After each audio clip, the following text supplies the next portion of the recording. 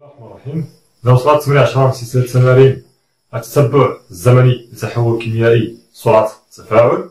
وطريقة التمرين كتقول لدراسة التفاعل بين أيونات بيروكسو كبريتات يعني S2O8 وأيونات يودور إيموا نصب في كأس حجما V1 كيساوي 40 ملل لمحلول بيروكسو ثنائي كبريتات البوتاسيوم. إذا عندنا المحلول هذا جوج K بلس زائد S2O8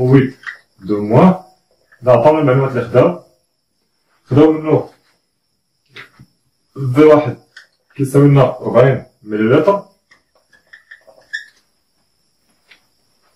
تركيز C1 هو 0.1 مول لتر موان 1، ونضيف إليه عند اللحظة التالي يساوي 0 حجما V2 كيساوي 60 ملل من محلول يودور بوتاسيوم يعني K بلس زائد E موان. إذا هنا V2 كتساوي لنا 60 ملل، تركيز C2 تساوي 0.15 مول لتر موان 1. نتتبع تطور المواصلة الجي للخليط المحصل عليه بمقياس المواصلة فنحصل على المنحنى التالي. انظروا الصفحة الموالية يعني تتمة التمرين. أولا اكتب نصف معادلة الأكسدة اختزال، علما أن المزدوجتين المتداخلتين في هذا التفاعل هما I2 I-، المزدوجات اللي عندنا I2 I- و S2O8 SO4 هادو المزدوجات متداخلة. عطاونا قالك معادلة التفاعل. إذا غناخدو المزدوجات أولا وقالك نصفي معادلتي أكسدة اختزال. إذا بالنسبة للمزدوجة الأولى I2 I-، وعندنا المزدوجة الثانية S2O8 SO4 شنو قالك؟ هنا خصني نحدد المتفاعل، النوع اللي يتفاعل من كل مزدوجة. إذا داير محلول يودور بوتاسيوم، إذا المزدوجة الأولى يتفاعل منها I-، إذا I- كتحول لعند I2. وغادي نحدو الآن إذا عندنا وحدة وهنا وحدة نضرب في جوج، من بعد غنمشيو لعند الأكسجين معندناش، الهيدروجين معندناش، نوصلو للشحن. إذا عندي هنا جوج شحن سالبة وهنا معندي والو، إذا غنزيد هنا جوج ديال الإلكترونات. إذا هنا تفاعلات I-، فهادي غتفاعل أيونات بيروكسو كبريتات. إذا S2O8 غتحول لعند SO4. عندي هنا الكبريت جوج وهنا عندي واحد، غنضرب في جوج. نمشيو من بعد الأكسجين، عندي هنا 8 وهنا 8، إذا متوازنة. نمشيو للهيدروجين، ما عنديش قبل التفاعل وما عنديش من بعد التفاعل. نمرو لعند الشحن، إذا عندي هنا الشحنة ناقص جوج وعندي هنا الشحنة ناقص 4. إذا ناقص جوج راه كبر من ناقص 4. إذا ناقص جوج كبر من ناقص 4. هادشي عطيتو في الرياضيات. إذا 4 كبر من الجوج، ولكن فاش كنمشيو للجهة السالبة ناقص 4 راه أصغر من ناقص جوج. إذا ناقص جوج هي الكبيرة. غنزيد هنا شنو غنزيد؟ غنزيد الفرق ناقص جوج ناقص 4. إذا غتولي ناقص جوج ناقص مع ناقص غتولي زائد. إذا ناقص جوج زائد 4 هي جوج، إذا زائد جوج إلكترونات. هادو أنصاف المعادلات. السؤال الثاني قالك استنتج معادلة الأكسدة اختزال. ثانيا معادلة الأكسدة اختزال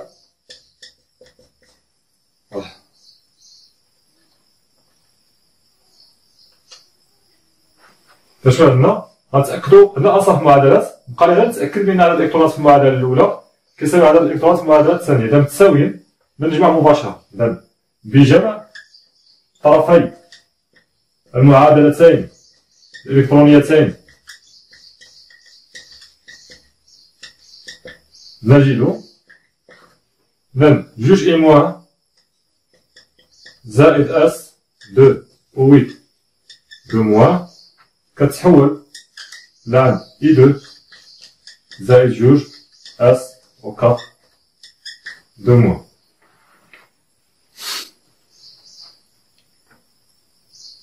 السؤال 3 خاك نرمز بإكس لتقدم تفاعل أكسدة اختزال عند لحظة تالي. أعطى تعبير مختلف تراكيز الأنواع الكيميائية المذابة في الخليط بدلالة إكس وحجم الخليط. نهمل تركيز H3 بلس و H باعتبار الأيونات H3 بلس و H أقلية. يعطي التعبير ديال التراكيز ديال الأيونات اللي كاينين في المحلول بدلالة التعبير ديال التراكيز بدلالة التقدم. تعبير مختلف تراكيز الأنواع الكيميائية المذابة في الخليط بدلالة إكس وحجم الخليط. إذا التعبير ديال التراكيز بدلالة التقدم إكس وحجم الخليط. إذا هنا مادام أننا غنهضرو على إكس غنحتاجو جدول وصفي. إذا لننشئ على إيجاد تعابير تراكيز الأيونات الموجودة في المحلول بدلالة التقدم إكس وحجم المحلول. لننشئ الجدول الوصفي. لننشئ الجدول الوصفي للتفاعل. إذا الآن ننشئ الجدول الوصفي واتفقنا دابا الآن على الهيئة ديالو. قلنا 5 ديال السطوع أفقيين ها هما. إذا في الفروض كنربحو الوقت بحال هاد الأمور هادي. خصنا يكون عندنا الفعل ديالي سريع. إذا هاد الأمور هنا معادلة التفاعل بسرعة، هنا حالة تحول، حالة بدئية، حالة تحول، حالة نهائية. إكس ماكس إكس صفر. هنا التقدم. هنا غنكتبو كميات المادة بالمول. من بعد كنستخدم معادلة التفاعل ها هي وتكتبها. إذا جوج إي موان زائد اس دو أو ويت دو موان كتعطينا إي دو زائد جوج اس أو كاطخ دو موان. من بعد كنقسمو مع الزائد مع السهم جوج مرات فقط ومع الزائد. من بعد كنملأ. هنا عندي ان اي ديال اي موان ان اي ديال اس دو أو ويت دو موان صفر صفر. هنا عندنا اكس، هنا غتكون جوج اكس، هنا عندنا اكس، هنا جوج اكس ماكس. هنا عندنا ان اي ناقص جوج منساوش معاملات اكس. هنا ان اي ديال اي موان ناقص جوج اكس ماكس. هنا ان اي ديال اس دو أو ويت دو موان ناقص اكس. إذا هنا لقينا المعامل واحد.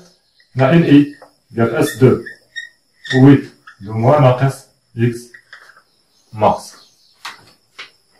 إذا هذا هو الجدول الوصفي. الآن بقينا نكتبو التعابير ديال التراكيز في كل لحظة. إذا التعبير ديال التركيز كيساوي لنا، لأن نعلم أن التركيز ديال شي نوع إكس عند لحظة تاش كيساوي لنا كمية المادة لهذا النوع هذا في ذاك اللحظة مقسومة على الحجم الكلي للخليط. هذه العلاقة. إذا وبما أن الفيتو طبعا تحتاج التطبيق العددي. إذا لنحدد كمية مادة كل الأيونات الموجودة في المحلول بدلالة التقدم إكس.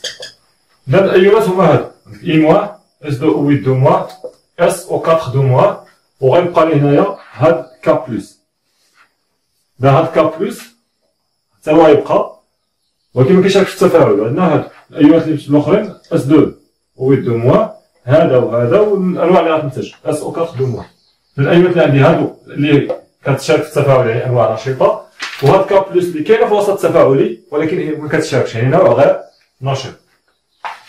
إذا شنو نبداو بالأيون الأول. بالنسبة ل إي موان شنو عندنا؟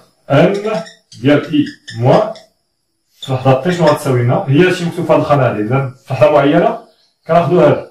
هادي هي الحالة الوسطى يعني خلال التحول يعني في أي لحظة. هي هادي كمية المادة ديال المتفاعلات والنواتج في أي لحظة. إذا بالنسبة لإي موان شحال الكمية ديالو في أي لحظة؟ هي كمية المادة البدئية ديالو ناقص جوج إكس. بالنسبة لعند اس دو أو ويت دو موان هنا نمشيو مباشرة. هنا نكتب من خلال الجدول الوصفي.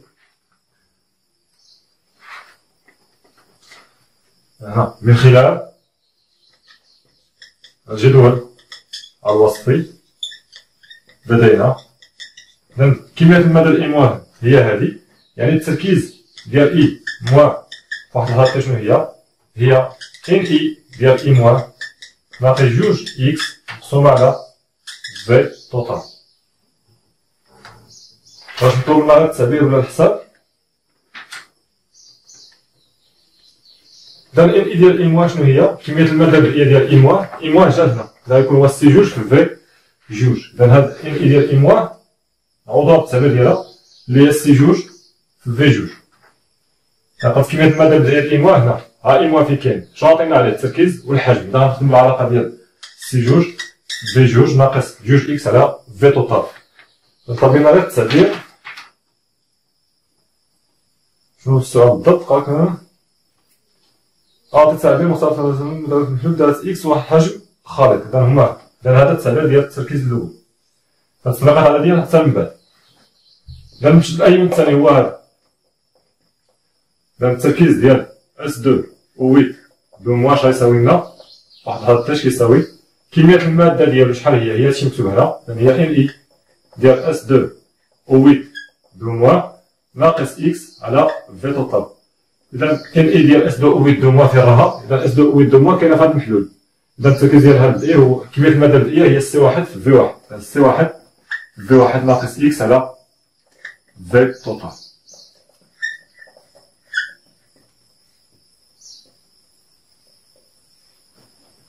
الأيون الثالث هو هذا، إذا اس التركيز ديال اس او 4 دو موا اش كيساوي لنا؟ كمية المادة ديال الوقت هو هادشي مكتوب في هاد الخانة، إذا هي جوج إكس على في توتال. مباشرة ها هي. شنو بقانا الآن؟ بقانا الأيون الرابع اللي قلت اللي هو كا بلس، إذا التركيز ديال كا بلس ما عندوش علاقة بإكس، إذا التركيز ديال كا بلس هذا كيبقى ثابت. شنو كيساوي؟ كيساوي لنا كمية المادة ديال كا بلس، إذا إن إي ديال كا بلس ان اي ديال كا بلس مضروبة ولا مقسومة على في توتال. إذا ان اي ديال كا بلس شنو هي؟ ان اي ديال كا بلس هي كمية المادة ديالو، إذا هي داكشي كمية المادة اللي جات من هذا المحلول زائد كمية المادة اللي جات من هذا المحلول. إذا بالنسبة للمحلول هذا عندنا كا مكتوب هنا معامل واحد، يعني التركيز هذا راه بحال تركيز المحلول. إذا كمية المادة اللي جاتنا من هنا هي سي جوج في جوج. مزيان. فاش درنا هذا المحلول هذا شحال ديال كا بلس جانا؟ إذا كنلاحظوا هنا في نفس هذا المحلول كاين هنا جوج كا بلس، إذا كل وحدة من هذه كيكون معها جوج من هذا. إذا التركيز ديال هذا راه الدوبل ديال التركيز المحلول. إذا كانت هاد الجوج كاين بين التركيز كا بلس راه الدوبل ديال التركيز المحلول. إذا التركيز كا بلس غيكون هو جوج مرات سي واحد ونضربوها في في واحد، إذا هي جوج سي واحد في واحد على في توتال اللي هي في واحد زائد في جوج. خليوها في توتال. إذا هذا التركيز ديال كا بلس وهو راه ثابت. السؤال 4 الآن قد نذكر أن المواصلة جي لعمود من هذا المحلول يعبر عنها بالعلاقة. إذا 4 عطانا المواصلة جي كتساوي لنا ك عامل ديال لامدا الأيون الأول لامدا واحد في التركيز ديال اس دو و 8 دو موا زائد لامدا جوج في التركيز ديال اي موا زائد لامدا تروا في التركيز ديال اس و 4 دو موا زائد لامدا 4 في التركيز ديال كا بلس.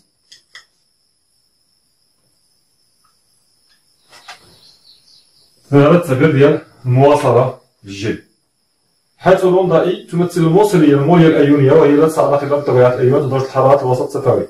إذا هاد لامدا واحد هي الموصلية المولية الأيونية هذا، ولامدا جوج هي الموصلية المولية الأيونية ديال اي موا، وهادي كل هذه الموصلية المولية الأيونية حنا شفناها في الدرس وفي السنوات السابقة.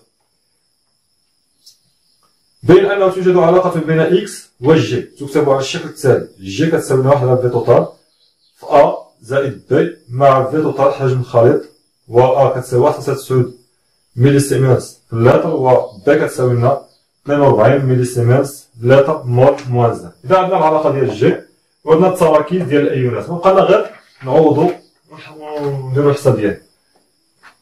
هنا تقريبا غير الرياضيات اللي بقات، غناخدو داك العلاقة الجي ونحسبو نعوضو فيها داك التعادل ديال التراكيز اللي دلالة إكس.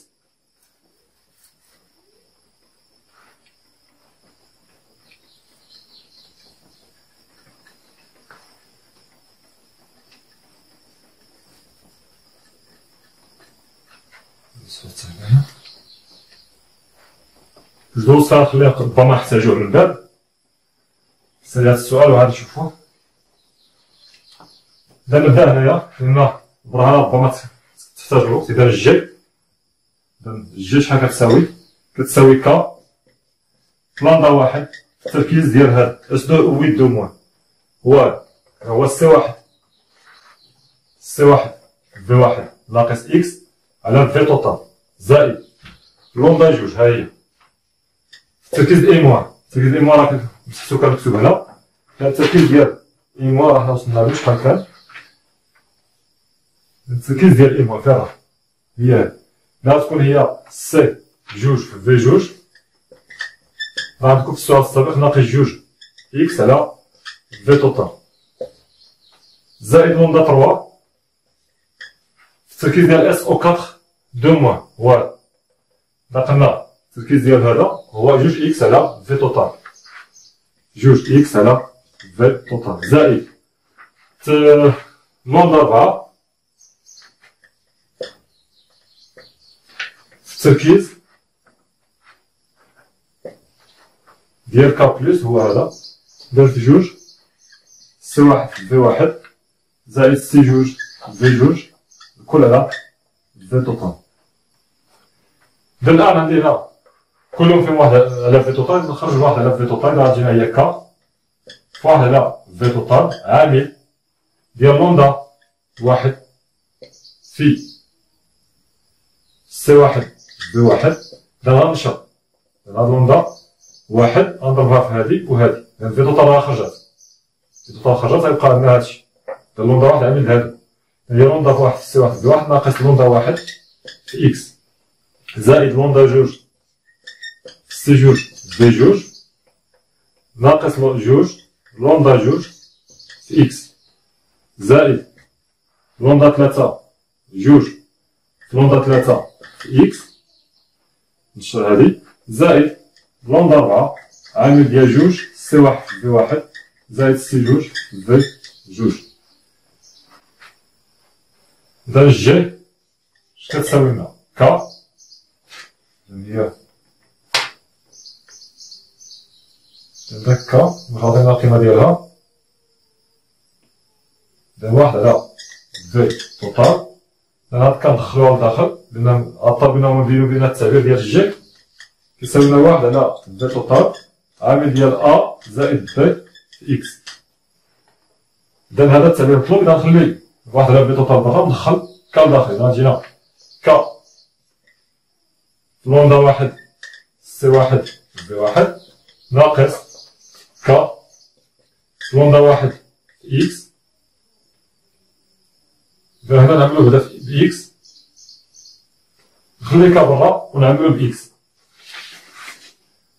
مالا ندخلو كا نخليو كا برا هنايا هي كا على في توتال عامل ديال لوندا إذا نشوف فين كاين إكس. إذا هادي فيها إكس هادي فيها إكس هادي فيها إكس. إذا نعملو بإكس. إذا اللي مفيهمش إكس نجيبهم بوحدهم بعدا. إذا لوندا واحد في سي واحد في واحد مفيهاش إكس وهادي زائد لوندا جوج في سي جوج في جوج.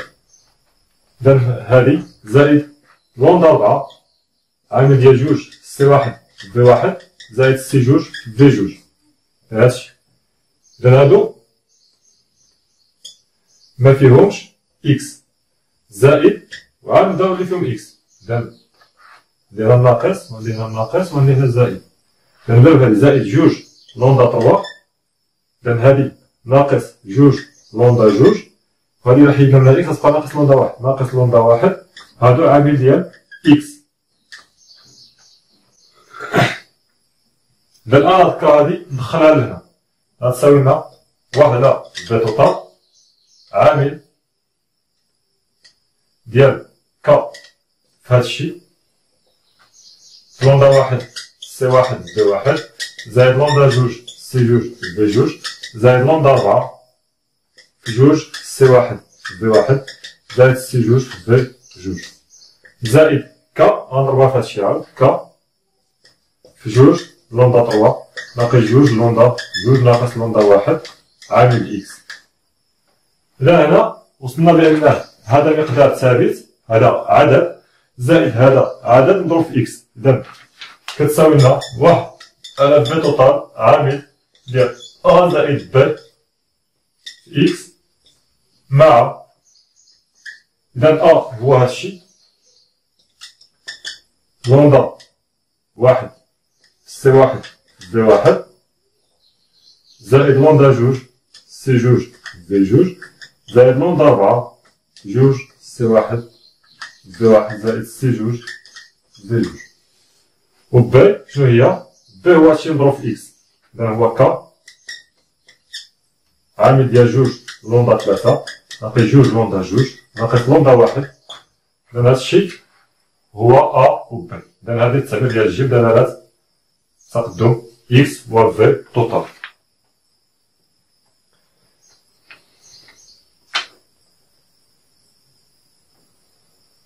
خامسا قد أعطي تعريف السرعة الحجمية للتفاعل الحاصل بدلالة إكس واستنتج تعبيرها بدلالة جي. خمسة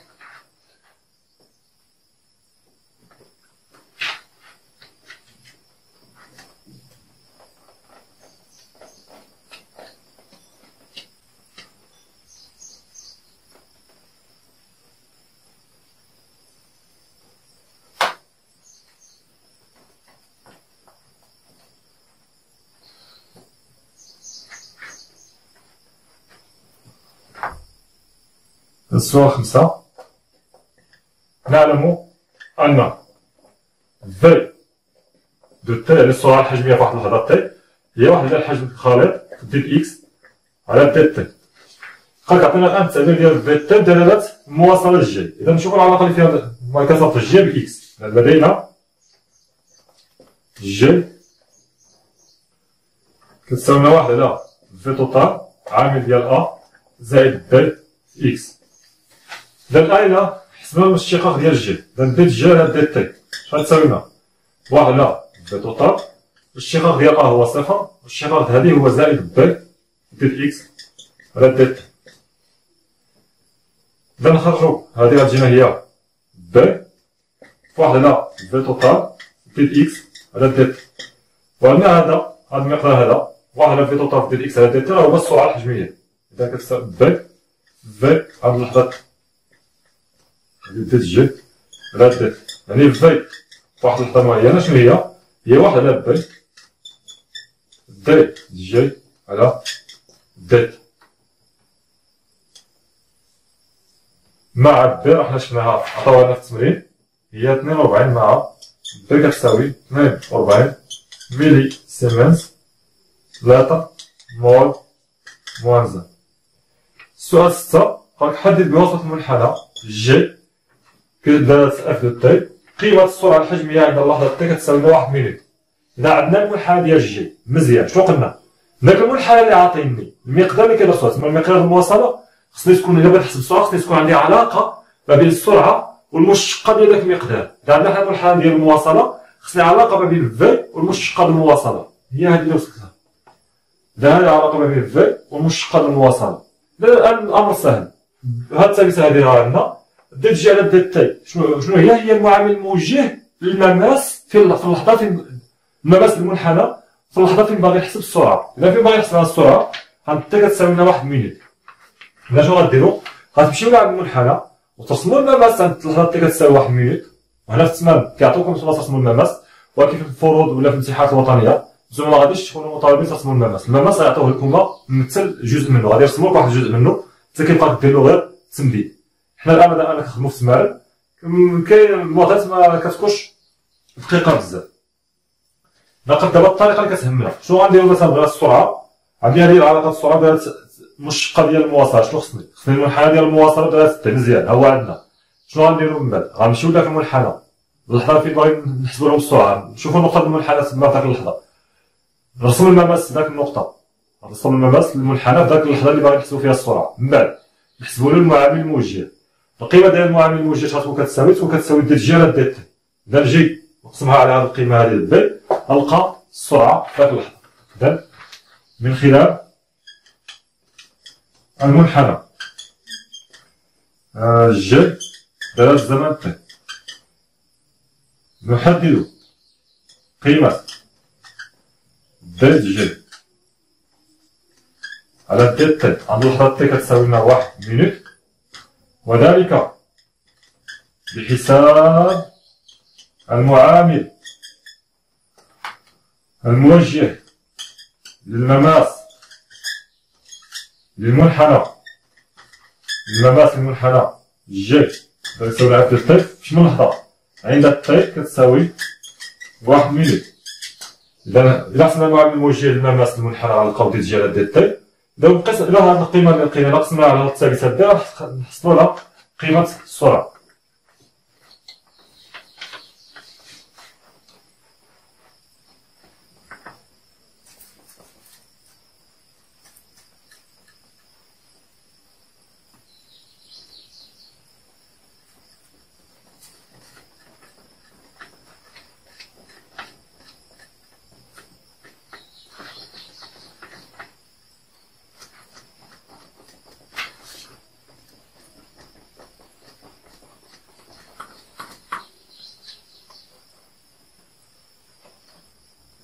نكمل.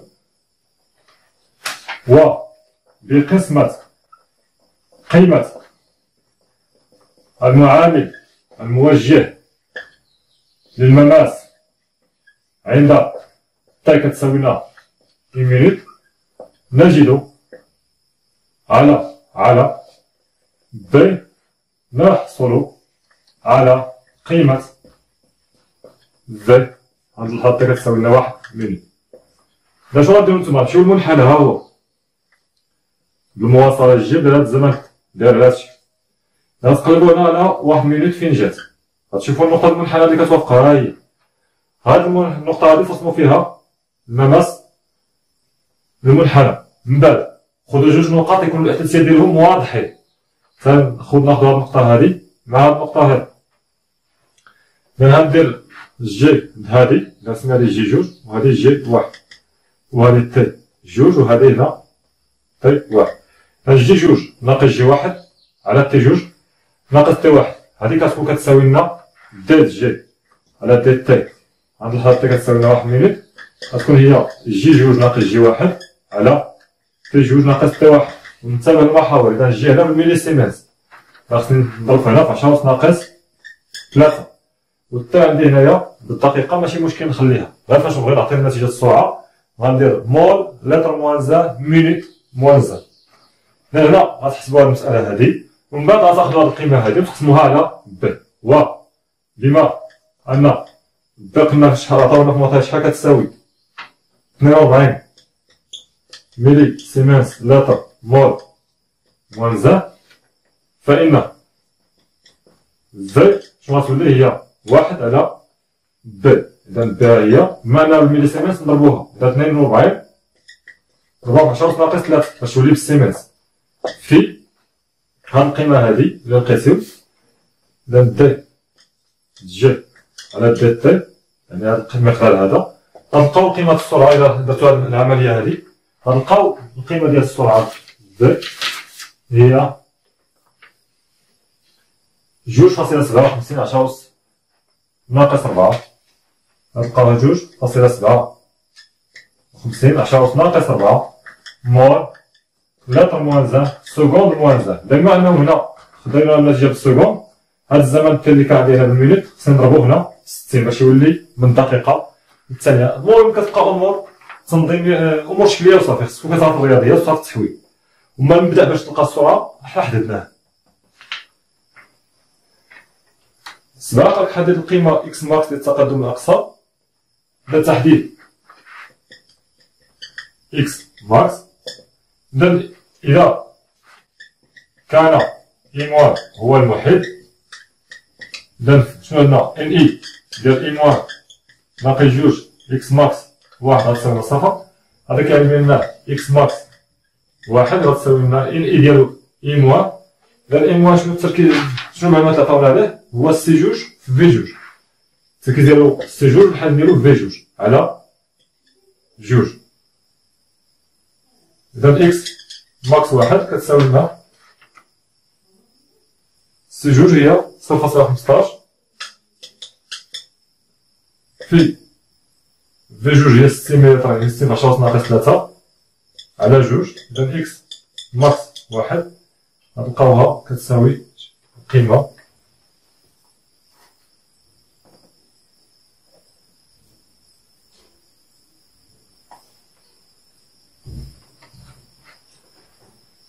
ما تديرو السباق على يدي هادي ترجعو لها من بعد. اذا نشوفو الثانية ان اي ديال اس دو ويت دو موان ناقص اكس ماكس جوج كتساوي صفر. هذا كيعني بان اكس ماكس جوج كتساوي لنا ان اي ديال هادي كتساوي لنا سي واحد في واحد.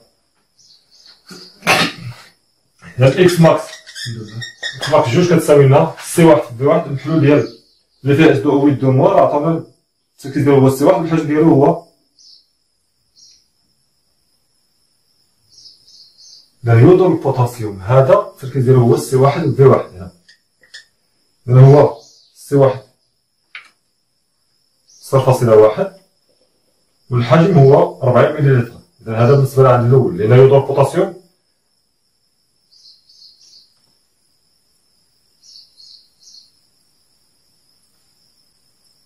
نفس القيم 0.15 هنا 60. لأن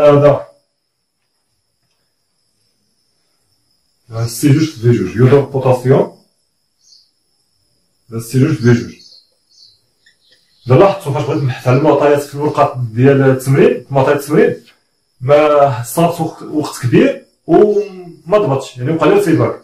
ولكن هنا فاش كنكون مدور المعطيات ديالي في الجانب مجرد ما كنحتاج شي معلومة كنجيبها بسهولة. هاد العملية هادي متهملوهاش، دايما المعطيات في الجنيب ديال ورقة الوسخ فاش كتحتاج شي مقدار كتجيبو بكل سهولة. هنا ديرو التطبيق ديالكم. هنا الآن هي سي واحد في واحد. إذا إكس ماكس جوج قيمة سي واحد هي 0.1 في 40 10 ناقص 3. إذا هنا القيمة هذه باينة بأنها هي 4 10 ناقص 3 مول. بقينا نحسبو هذه 4.5 إذا هنا 4.5 10 ناقص 3 مول. إذا أصغر قيمة هي هذه. إذا إكس ماكس كتساوي لنا 4 في 10 ناقص 3 مول.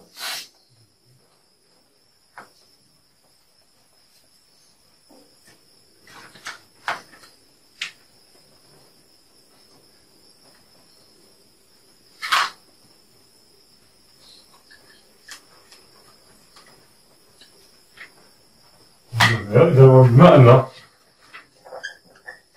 إكس ماكس جوج أصغر من إكس ماكس واحد، فإن إكس ماكس غتكون هي أصغر قيمة، يعني كتساوي لنا إكس ماكس جوج كتساوي لنا 4 في 10 ناقص 3 مول.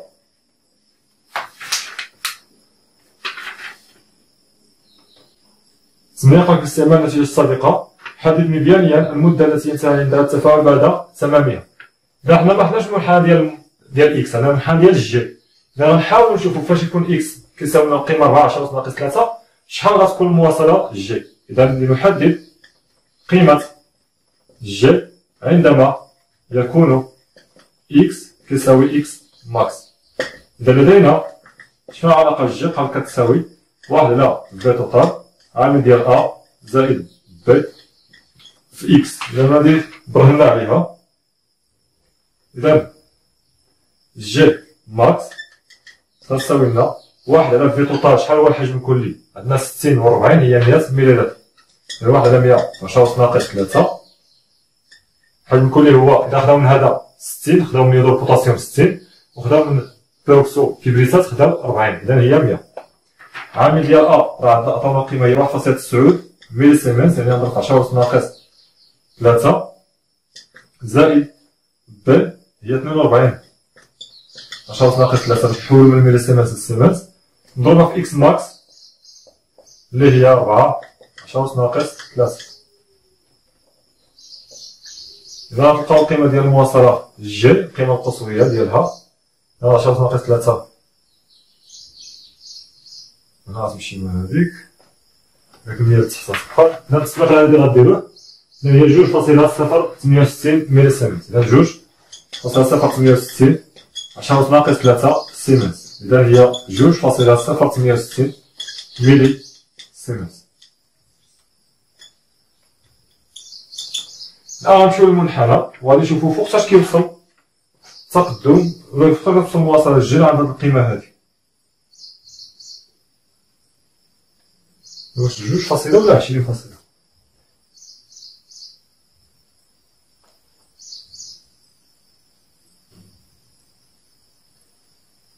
هي 20.68 ماشي 2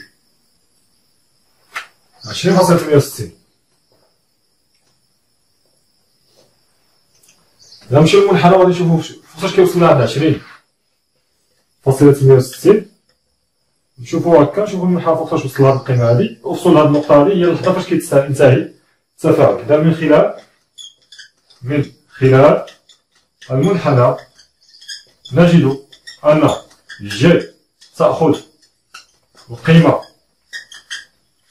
20.68 ميلي سيمنز عند ت كتساوي لنا تقريبا 2 ديال الدقائق، عند ت كتساوي 2 مينوت، عند ت كتساوي 2 مينوت، وهي